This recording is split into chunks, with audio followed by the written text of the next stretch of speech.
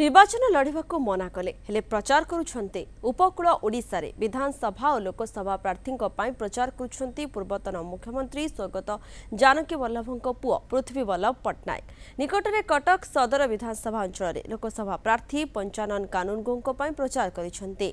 प्रथमे बेगुनिया आसनरु कांग्रेस टिकेट लड़ाक इच्छा प्रकाश करथिले पृथ्वी वल्लभ पर निजे लड़िबे नाही बोली घोषणा करथिले। तेबे एही द्वंद्व पछरे किछि व्यक्तिगत कारण रहिथिबा से कहिछन्ते। अन्यपटे पृथ्वी वल्लभ को प्रचार को नहीं उत्साहित अच्छा पंचानन एथर निर्वाचित हेले से कटक सदर अंचल चाषी और चाषर उन्नति काम करिवे बोली कहिछन्ते। जेहेतु जड़े कांग्रेस घर आसी आम कांग्रेस प्रेमी मु साए सदाबले जे सबू कांग्रेस लोक संगठित रहतु आ कांग्रेस ही राज्य में भल करू।